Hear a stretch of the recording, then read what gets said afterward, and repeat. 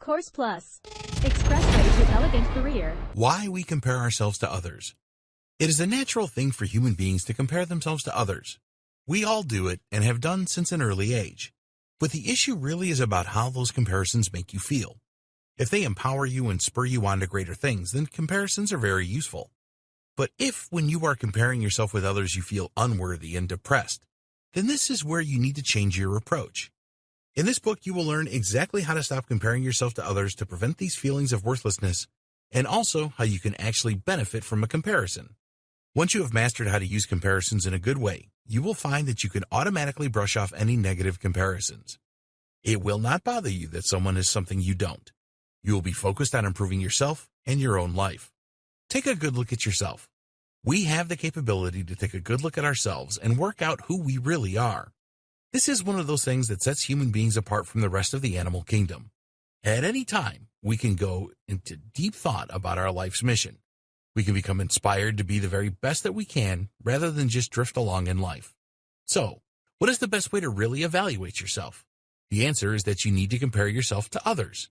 That might sound counterintuitive, but it is true. It is no use comparing yourself to your pet dog or cat. They are a different species and will have few qualities that you will want to aspire to. The trick is to make the comparisons benefit you. Most people have standards in their heads that have not come from within but are extremely influenced. Think about the girl who wants to lose a few pounds because she wants to look like the model on the cover of a magazine, or the boy going to the gym because he wants those six-pack abs he has seen in the movies. The trouble with these kind of comparisons is that they have not come from within you. Instead of developing your own standards for beauty, you have let the external world dictate that to you. The Festinger Research. Leon Festinger, a social psychologist, started to look into the reasons why we compare ourselves to others back in the 1950s. After a lot of research and different studies, he came to the conclusion that people compared themselves to others for two main reasons. One, as a way to reduce uncertainty in their own life. Two, to learn how they should define how they should be. Festinger called this the social comparison theory, and it was a significant breakthrough in human psychology. The real breakthrough was how he uncovered that people were incapable of defining themselves independently or intrinsically. They have to make comparisons with others to achieve this. The bottom line is that to define yourself, you need to compare yourself with other people. He also made the important discovery that if there is a big difference in ability or opinion between two people, that there was much less chance that a comparison would occur. So, here's an important takeaway from Festinger's work. The more we think that a person is similar to us, for whatever important reasons, the more likely we are to want to compare with them. Here's a common example. At work, you are far more likely to compare yourself to someone who works on your team, an equal, than you are with the owner of the business or the CEO. If you play amateur soccer, then you will compare yourself to other players in your league much more than you would with Lionel Messi. The difference between an amateur soccer player and Lionel Messi is vast, but the difference between another amateur player is probably not that much. It is a lot more realistic for you to achieve the level of the other amateur player than it is to emulate Messi. It was also discovered by Festinger that when a person stops comparing themselves with another person where they experience pain from not being like them, that they are highly likely to be hostile with this person. When you stop comparing yourself to another person that makes you feel down, then the way that most people deal with this is to tear down their feelings towards that individual.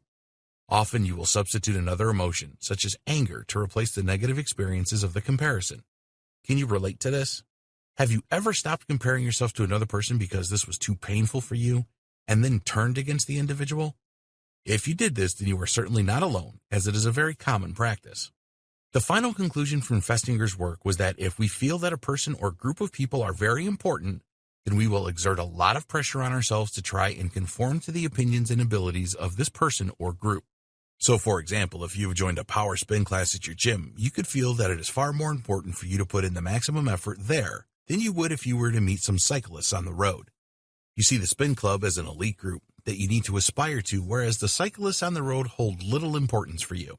In fact, the spin class is so important to you that you pay your hard-earned money to be a part of it, and so does everyone else in the class.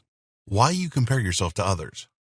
At this stage, you may be thinking that all that we have discussed so far is obvious, and you would be right. But why do you keep acting in this way and experiencing negative emotions when comparing yourself to someone else doesn't work out well?